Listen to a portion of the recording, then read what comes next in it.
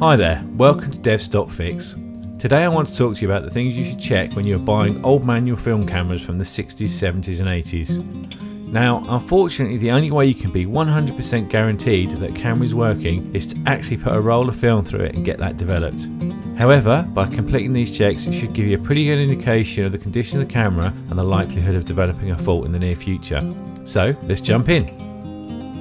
First of all, if you're buying privately and meeting the buyer, it doesn't hurt to ask why you're selling the camera.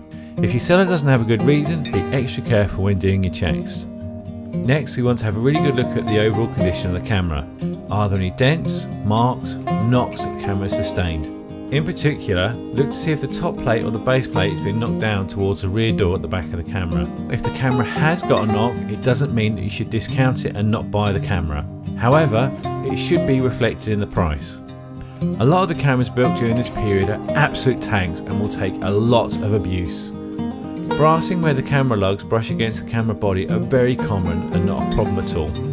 Brassing is where the top finish has been rubbed away and you see a brass colour underneath.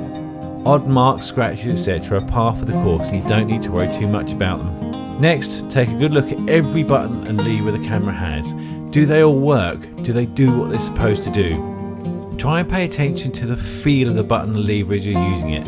Does it feel ratchety? Is it stiff? Is it too loose? All of these could be an indication of a possible underlying problem. Make sure that the cadge for the film door works really well. If it is at all stiff or loose, I would probably not buy it. Okay, so if you're happy with the camera so far, it's time to take a deeper look. Open the film door of the camera to take a look at the film compartment. Now we want this to look really clean, neat and tidy. There shouldn't be anything loose, hanging, no marks, no scratches or anything like that. While the scratches and marks on the body are acceptable, we don't want to see any of those here. In particular, look at the path the film takes as it runs through the camera and the pressure plate on the rear door of the camera. Any marks or scratches here could mean problems that might affect your film, potentially leaving tramline scratches or similar. Now take a look at any foam used as a light seal. It's really important the foam is in good condition and looks intact. Here's a camera I've got where the foam light seal is deteriorated to give an idea of what not to look for. Now take a really good look at the shutter. This is the most important part of the camera. Even back in the 80s, if a shutter mechanism was faulty, it generally meant the camera was a write-off, even more so today. If it's a cloth shutter, it should be a uniform black colour with no stains or marks at all to it. If it's a metal shutter, you want to see no marks at all on the surface of the shutter. Here you can see a mark on the shutter where something's come into contact with it. It also has slight oiling. While the camera may still take perfectly good pictures with these issues, you should be very wary indeed. I will say that when I was buying and selling cameras for a living back in the 90s, either of these problems would have been an instant no. Now take the camera carefully in your hands with the film door open and fire the shutter a few times. Does the shutter open and close properly with no jerking or sticking as it fires? Run the camera through all of its speeds manually. You can't measure the times exactly, but it should seem to be changing speeds up and down as you go through the shutter speeds.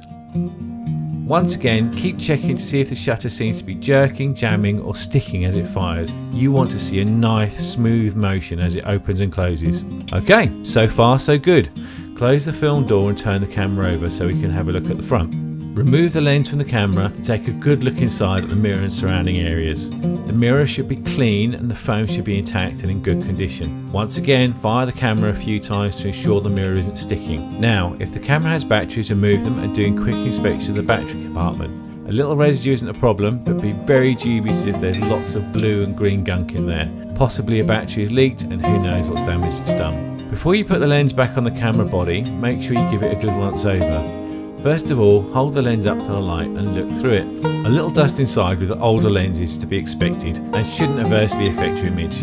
Next, wind the manual focusing ring up and down several times. It should be smooth and easy to use. Try and listen for any grinding noises that could indicate grit in the barrel of the lens. Now, open and close the aperture a few times. Once again, this should be nice and smooth, not harsh and stiff. Close the aperture right down, then use the aperture lever to open and close the lens. The aperture should open and close smoothly without sticking.